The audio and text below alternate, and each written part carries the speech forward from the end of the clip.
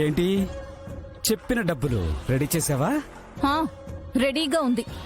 ఆ విషయం నీకెలా చెప్పాలో తెలియక నీ ఫోన్ కోసమే నేను ఎదురు చూస్తున్నాను. ఎంత త్వరగా డబ్బులు రెడీ చేస్తావని నేను అనుకోలేదు. మొత్తానికి నువ్వు ఇబ్బంది పడకుండా, నన్ను ఇబ్బంది పడనివ్వకుండా అమౌంట్ రెడీ చేసావన్నమాట. ఇప్పుడు ఆ డబ్బులు ఎక్కడికి తీసుకురావాలి? ప్లేస్ చెప్పు. హఠాత్తుగా నువ్వు ఇలా ప్లేస్ చెప్పమంటే ఎలా చెప్పు? ఎక్కడికి తీసుకురావాలి, ఎలా తీసుకురావాలి అని నేను కొంచెం ఆలోచించుకోవాలి కదా. నువ్వు డబ్బులతో రెడీగా ఉండు, నేను మళ్ళీ ఫోన్ చేస్తాను.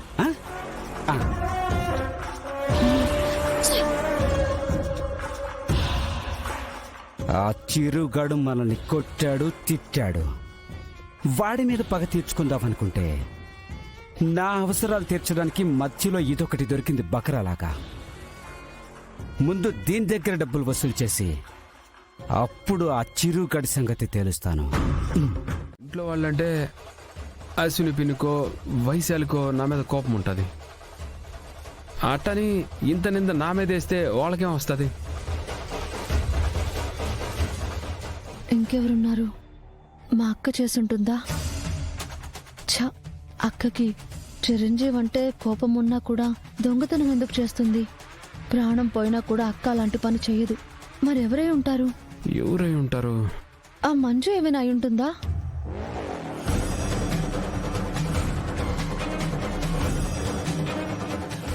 పోయినసారి కూడా ఆ మంజు గురించంటే ఆ మంజుని ప్రతిదానికి అనుమానించొద్దని నువ్వు కూడా అన్నావు. నీ మీద ఇంకా నిందలు వేయాల్సిన అవసరం ఇంట్లో ఎవరికీ లేదు. ఆ అవసరం ఆ మంజుకుందనేది ఎందుకు ఆలోచించకూడదు? నాకైతే ఖచ్చితంగా అనుమానం ఉంది.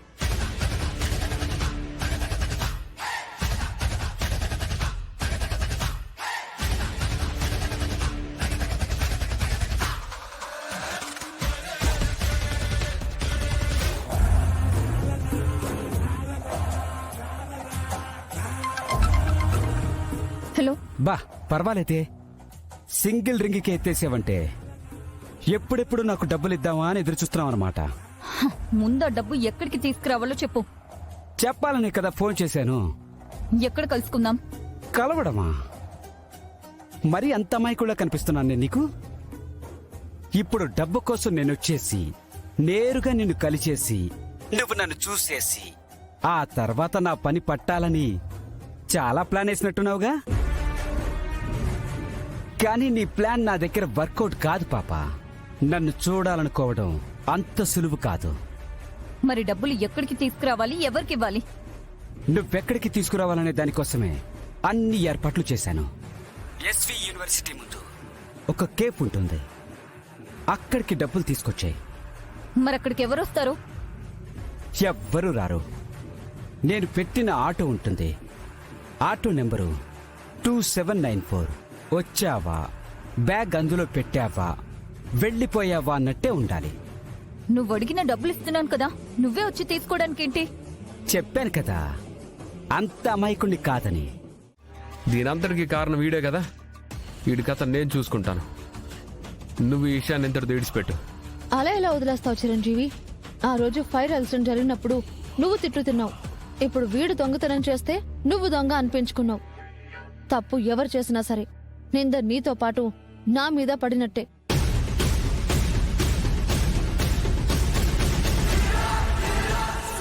వీడిని ఇలా వదిలేయడం కాదు, వీడిని తీసుకెళ్ళి ఎవరైతే నీ మీద నిందలు వేశారో వాళ్లకు నువ్వేంటో తెలియాలి, నిజమేంటో తెలియాలి. వద్దు పాపా, నా మాటిను. పులి బాధపడతాడు. ప్రతిసారి ఆయన బాధపడతారని చెప్పి నువ్వు మౌనంగా ఉంటే నీ గురించి ఎప్పటికీ అలా తప్పుగానే అనుకుంటూ ఉంటారు. ఇంతకు ముందులాగా తప్పు చేశావంటే తలంచుకుని వెళ్ళడానికి, నిందలు వేస్తే కన్నీళ్లు పెట్టుకుని వెళ్లి బార్లో కూర్చోవడానికి నువ్వు ఒంటరివాడివి కాదు.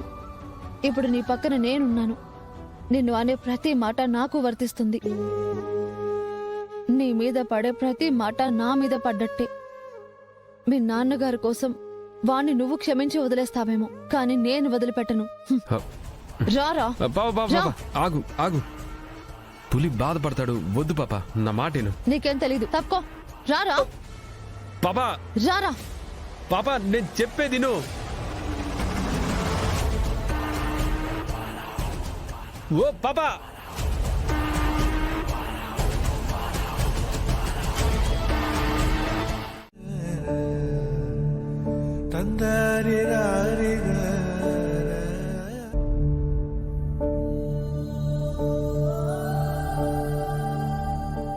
తప్పు చేశాడా లేదా అన్నది ఆలోచించకుండానే తనని తిరుగుబోతం చేశారు, తాగుబోతం చేశారు, హంతకుణ్ణి చేశారు, చివరికి దొంగని చేశారు.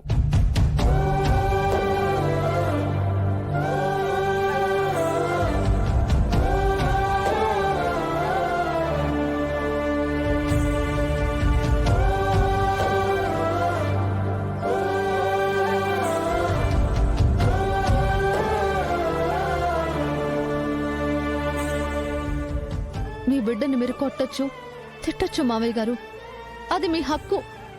కానీ చెయ్యని తప్పుకి శిక్షించే హక్కు కన్న వాళ్ళకు కూడా ఉండదు.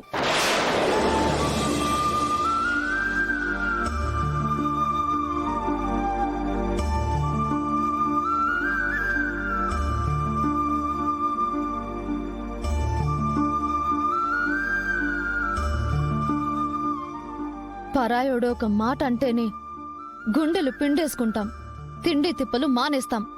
అలాంటిది కన్న తండ్రే తనని ఓ హంతకుడు అన్నప్పుడు, ఓ దొంగ అన్నప్పుడు, ఓ తాగుబోతు అన్నప్పుడు, ఓ తిరుగుబోతు అన్నప్పుడు